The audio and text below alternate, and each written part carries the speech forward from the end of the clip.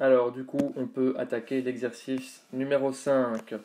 Alors, dans cet exercice, qu'est-ce qu'on nous dit? Eh bien, on nous dit que le travail qui a été nécessaire pour faire passer un véhicule de la vitesse V à la vitesse 2V, ben, on nous demande si ce travail est égal, plus grand ou plus petit que celui qui est nécessaire pour le faire passer de la vitesse 2V à la vitesse 3V.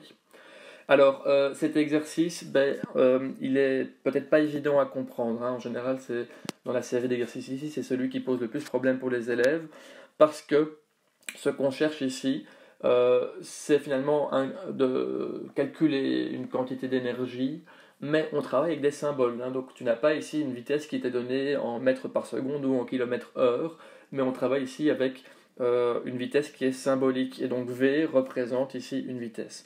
Et donc ce qu'on me demande, c'est de dire, voilà, si j'ai un véhicule qui évolue à une certaine vitesse V, qu'on ne précise pas, mais donc je vais dire que c'est une vitesse V, on me demande, est-ce que le travail nécessaire, donc l'énergie nécessaire pour passer de V à 2V, hein, donc autrement dit pour doubler la vitesse, est-ce que ce travail est plus grand, plus petit que celui qu'on devrait fournir pour passer d'une vitesse 2V à 3V?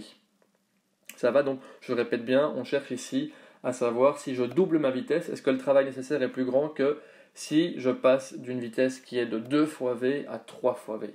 Voilà. Donc il faut bien accepter ici le fait que V, on ne va pas lui donner de valeur, on va travailler avec des symboles, ce qui est peut-être un petit peu surprenant pour toi, mais tu verras que plus on avance dans la physique, plus on travaille de cette manière-là en réalité. Ok, donc je vais passer à la première situation, hein, qu'on me propose. Je vais d'abord regarder la situation où je passe d'une vitesse au double de cette vitesse, donc de V à 2V. Et ce que je peux dire, c'est que le travail nécessaire correspond en fait à la différence d'énergie cinétique, hein. Donc à nouveau, le fait que le moteur fournisse un travail va fournir une différence d'énergie cinétique et donc une différence de vitesse. Alors je marque bien ici différence d'énergie cinétique, un delta E, tout simplement parce que au départ, dans cette situation, la vitesse de mon véhicule n'est pas de 0. Donc j'ai une vitesse initiale qui n'est pas nulle. Alors du coup, ce sera peut-être un peu plus clair si je réécris les choses, hein, et si j'indique que donc l'énergie cinétique c'est 1 demi de m delta v carré. Alors attention, c'est la différence d'énergie cinétique est égale à 1 demi de m fois delta v carré, hein, donc différence de vitesse ici. Alors, je vais réexprimer ça de manière complète, hein, donc le delta v carré, je vais l'exprimer de manière allongée en disant que j'ai 1 demi fois m fois le carré de la vitesse finale moins le carré de la vitesse initiale, hein. Rappelle-toi, encore une fois, j'insiste vraiment là-dessus, c'est très important que le delta ici correspond à finalement la grandeur finale moins la grandeur initiale. Et donc ici, la grandeur finale, c'est V carré, la grandeur initiale, c'est aussi V initial au carré. Ok, alors maintenant, en fait, dans l'exercice, V final, ça correspond quoi? Ça correspond à 2 fois V, hein. Donc je recherche ici V final tel que V final en fait correspond à 2 fois V. Et justement, la vitesse initiale, elle correspond, alors attention, j'ai fait une petite erreur ici, elle correspond non pas à 2V, mais elle correspond à V. Alors je vais réécrire ça ici. Voilà, désolé, il y avait une petite erreur. Donc je répète, la vitesse initiale, elle correspond ici à V. Très bien. Alors, je peux du coup continuer, hein, et tu vois que je vais dire que le travail qui a été fourni, en réalité, il correspond à 1 demi de m fois 2v au carré moins v carré. Donc tu vois, j'ai repris la formule ici, hein, où j'ai dit que le travail correspond à la différence d'énergie cinétique, et dans la différence d'énergie cinétique, j'ai pris en fait la différence des carrés des vitesses. Et la petite difficulté ici, c'est que je travaille non pas avec une grandeur qui serait de 10 mètres par seconde, mais avec une grandeur qui est de v. Hein, donc la vitesse finale vaut 2v, la vitesse initiale vaut simplement v. Voilà, alors une fois que j'ai fait ça, je vais pouvoir ici appliquer mes carrés, hein, donc j'obtiens 4v carré moins v carré dans la parenthèse, et ça tu vois que c'est intéressant, je peux faire cette soustraction, hein, puisque je peux soustraire 4v carré à moins v carré. Et donc ça me donne ici 1 demi de m, 1 demi fois m, pardon, fois 3v carré. Pardon. Alors, ce qui est intéressant, c'est que tu vois ici que j'ai en fait calculé un travail, j'ai calculé une différence d'énergie cinétique, mais qui est générale. Donc ça veut dire que ici, si je considère maintenant un véhicule particulier qui ferait par exemple 800 kg, ben, je peux remplacer m par 800 kg. Et si je considérais ici une vitesse qui était au départ de 10 mètres par seconde, ben, je peux remplacer v par 10 mètres par seconde. Mais si j'ai envie de refaire l'exercice avec un camion qui ferait 3 tonnes et qui va à une vitesse de 20 mètres par seconde, ben je peux aussi réutiliser cette formule directement. Donc c'est ça l'intérêt de travailler ici avec des valeurs symboliques. Ok, alors on passe maintenant à la deuxième situation, puisque ce qu'on veut c'est faire une comparaison. Donc je veux regarder ici pour passer de 2V à 3V. Voilà. Alors, le développement, la manière de travailler est la même, hein. Donc je dis que le travail correspond en réalité ici à la différence d'énergie cinétique. Alors tu vois, je remplace ici directement hein, le V final, le V initial. Alors le V final c'est 3V, hein, on veut arriver à la vitesse de 3V, et la vitesse initiale ici elle correspond à 2V. Alors à nouveau j'applique le carré, hein, simplement, donc ça me fait 1 demi de m fois 9v carré moins 4v carré, et à nouveau ça je peux le calculer, hein, 9v carré moins 4v carré, ça me fait 5v carré. Très bien, alors dans l'exercice on nous demande donc de dire dans quelle situation on dépense le plus d'énergie, dans quelle situation on doit fournir le travail le plus important. Ici, comme tu peux le constater, on sera d'accord de dire que si V et M ont une valeur définie, 1 demi de M fois 3V carré, c'est plus petit que 1 demi de M fois 5V carré. Hein.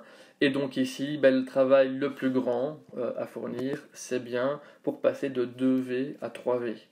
Alors ça veut dire quoi ?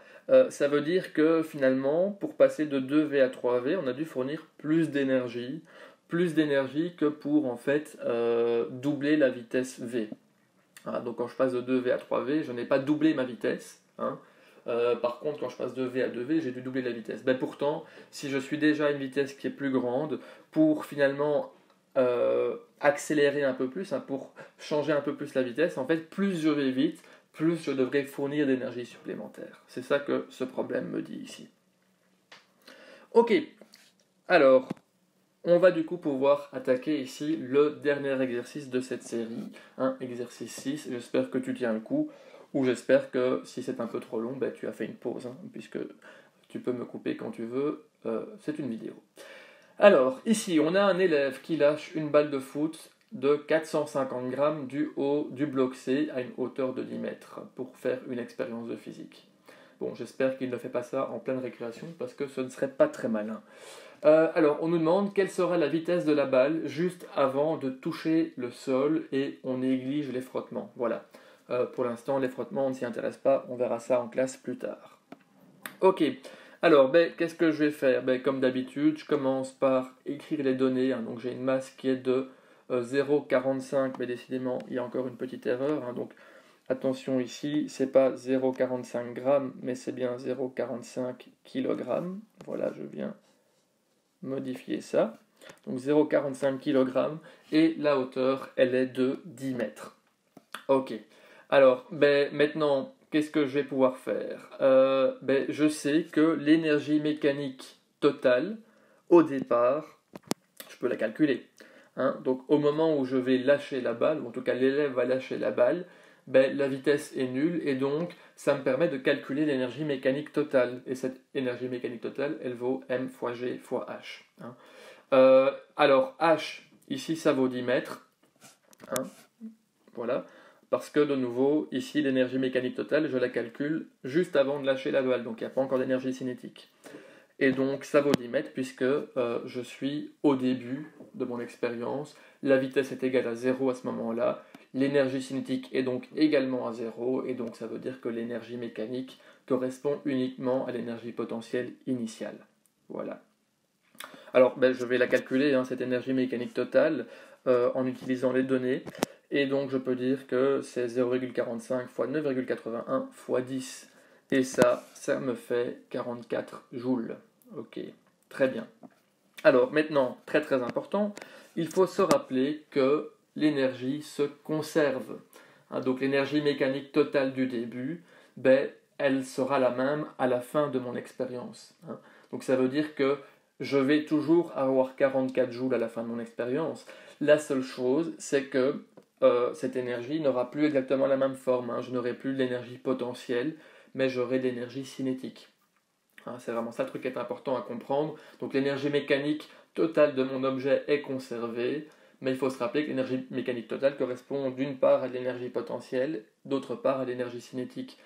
Et que si j'ai mon énergie potentielle qui diminue, ça veut dire que j'ai mon énergie cinétique qui augmente. Et donc ça veut dire que si je regarde la balle juste avant de toucher le sol, la hauteur, elle sera de 0, et donc il n'y aura plus d'énergie potentielle, par contre il y aura de l'énergie cinétique. Voilà. Alors je vais écrire ça. Donc au moment de toucher le sol, l'énergie potentielle est égale à 0, et donc l'énergie mécanique totale correspond à l'énergie cinétique. Puisque au moment de toucher le sol, la hauteur est égale à 0. Par contre, ça veut dire que l'énergie mécanique totale est conservée, comme je l'ai dit, donc ça vaudra 44 joules. Et donc ça me permet de dire que l'énergie cinétique finale est égale à 44,145. Et donc tu vois, j'ai été un petit peu vite ici au niveau de l'écriture, mais que je peux du coup dire que 1 demi de m fois v carré final est égal à 44,145. Là j'ai simplement remplacé l'expression de l'énergie cinétique par la formule complète.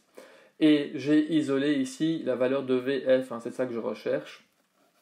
Donc j'ai isolé Vf, et donc je peux dire que finalement Vf ça correspond à 2 fois 44,145 divisé par la masse. Et la masse, elle vaut 0,45, comme on nous le dit dans les données.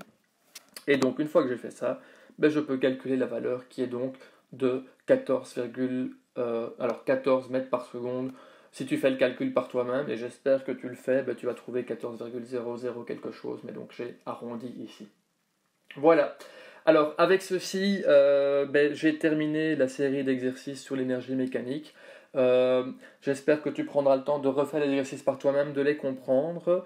Et puis du coup, je t'invite à venir faire le test en ligne, puisque comme d'habitude, il y a un test en ligne qui concerne l'énergie mécanique totale.